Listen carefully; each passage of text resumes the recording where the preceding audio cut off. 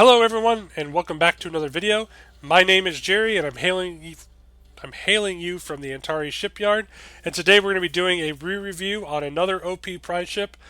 This comes from the classic movies, The Wrath of Khan OP. This is the independent USS Reliant. As you can see, it is independent, Miranda class, 2233. Two weapon slots, two crew slots, coming in at 20 points. You've got your standard Fed action bar.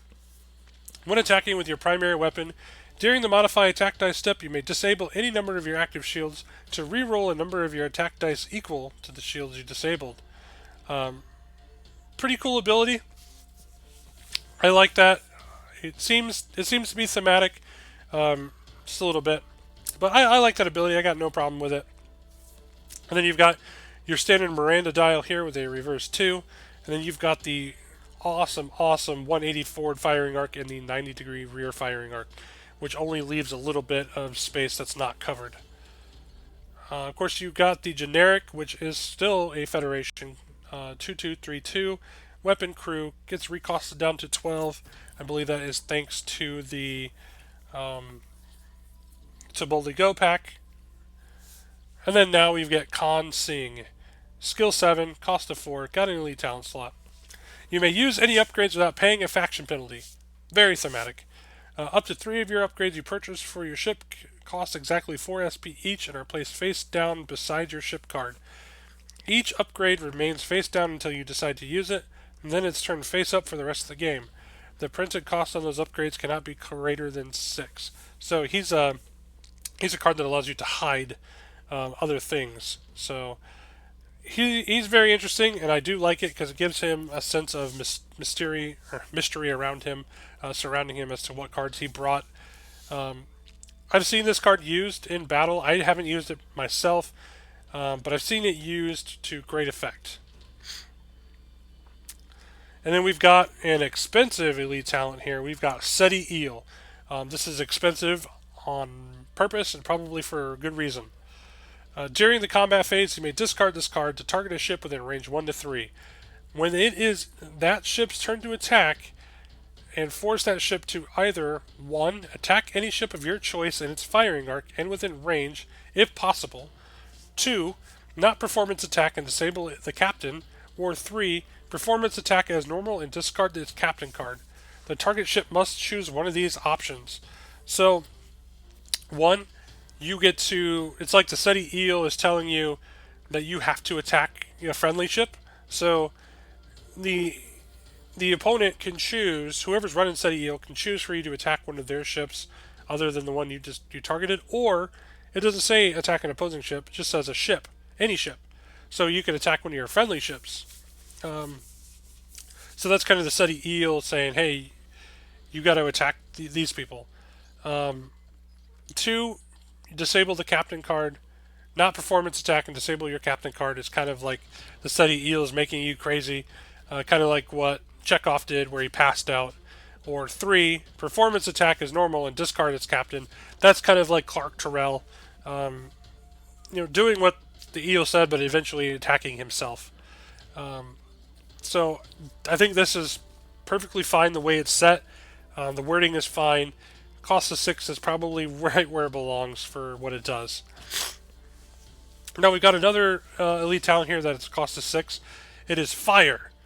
When attacking with your primary weapon, during the roll attack dice step, you may discard this card to gain +2 attack dice.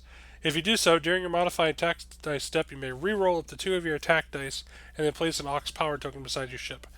I don't think this card deserves this 6-point cost on it. It definitely feels like a 4-point card. It's a discard, so maybe a 3-point card. But it allows you to add 2 dice and then re-roll 2 for the cost of an Aux and discarding the card. So it's got a pretty heavy penalty to it already for essentially affecting up to 4 dice. So probably a 4-point card is where it belongs. But it's just way overcosted at 6. And then you got a weapon here, which is all powers to phasers. When attacking with your primary weapon, during the attack dice step, you may discard this card to gain +2 attack dice. If you do so, you must disable all of your remaining shields. Cost of 5. That makes sense because you're diverting all power to phasers, that you would disable your shields. They do come up in the end phase. So on a Miranda class, if you're attacking at range 2, this will be a 2-point attack. So this would make it 4. Um, of course, if you're at range 1, it'd be 5. Um, so I don't know if it's really worth or cost effective for it to be a cost of 5. Now, if this was a Miranda class only upgrade, then I think the cost could be brought all the way down to like a 2, just to give the Miranda class some teeth. But cost of 5, I'd say this lives in the realm of 3, really. Um, just because you discard the card and you disable your shields.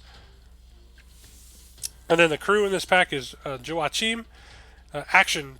Discard this card to add +3 to your captain skill until the end phase. If you attack first in the combat phase, as a result of this, during the combat result step, you may convert one of your hits to a crit.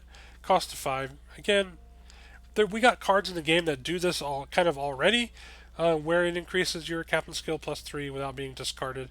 So I would have liked to see him.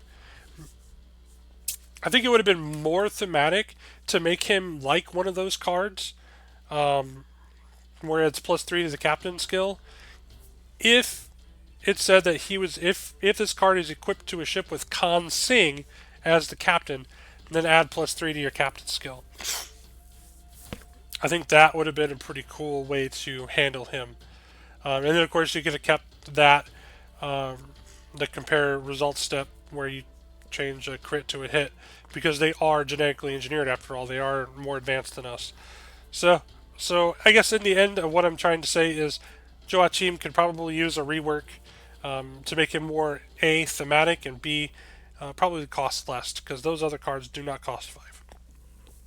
So that is the end of this. I definitely say that getting the U.S.S. Reliant, the independent version, is worth checking out if you can get it for a pretty good price. Just because it is an independent Reliant, kind of going into the thematicism of Khan taking the Reliant over. Also, this comes from the Wrath of Khan OP. So if you haven't played it, again, that's another OP worth checking out that you can just play at home. You don't have to play it in an organized tournament situation or setup. You can definitely play it as home, as that introduces some interesting rules for the Mutara Nebula.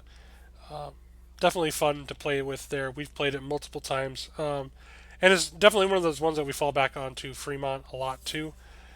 Just because the Mutara Nebula is one of those, it just presents a very interesting situation to the players. So, again, thank you everyone for watching and supporting the channel. Make sure you drop a like and hit the thumbs up button there. That really helps us out knowing that you like the content. And of course, let's continue the conversation in the comment section below. You know, have you played the OP? Have you played any of these cards? What are your success stories? What are your war stories for it? I would love to hear it all. And of course, share the video with other Attack Wing players or in other Attack Wing settings. Try and build the growth, and maybe this will help them decide to pull the trigger and get the card or try the OP. And of course, as always, thank you all, and we'll see you around the shipyard.